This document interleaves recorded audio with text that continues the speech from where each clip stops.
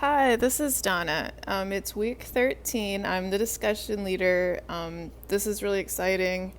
Um, Choose two of the five questions to answer them. Um, the first one talks about a paradox. Conceptually, expensive books. So, are there books that are too expensive to buy? Can we consider what that means in terms of the supply chain of publishing? If this is disputed in terms of library access and cost, my thought is about trusts. For example, the Sherman antitrust law, or that seems to me to be a paradox about expensive books. So conceptually, what is a cheap book? The Bible might be a cheap book. What is an expensive book? And, is there intrigue and excitement about buying books? And the posture in deciding any dispute between a library and a publisher about costs.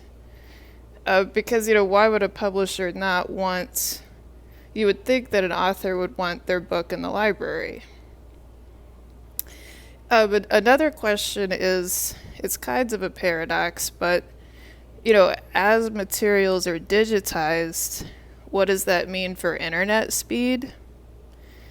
In real terms, are internet speeds going to be affected by digitization? My thought on that is that, early on, America Online faced lawsuits because people had paid for internet access, but they couldn't log on. So a modern example of that is MajorLeagueBaseball.com. A lot of times there's blackout dates and you can't actually watch a local baseball team play. So last year I bought a subscription to MLB.com. I kind of never was able to watch a baseball game. A third question talks about state library associations and regional efforts to organize libraries. So I'm a member of the DC Library Association and the Maryland Library Association. Dr. Chancellor is the new chair of our department. She went to UCLA. One of the works talked about an early effort in California to organize libraries in California. So just considering, are you a member of the DC Library Association? I'm on the Maryland Library Association listserv, so that's been really helpful for me. The Washington Consortium of Research Libraries, that website's on the list. Do you have a favorite local academic library? And then what is your experience with interlibrary loans? So is there a delay getting the book? Is there a fee?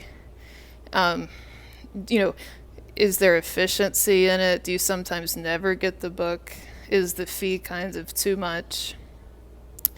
And then finally, talking about Professor Wilson's PowerPoint presentation, efficiencies and inefficiencies.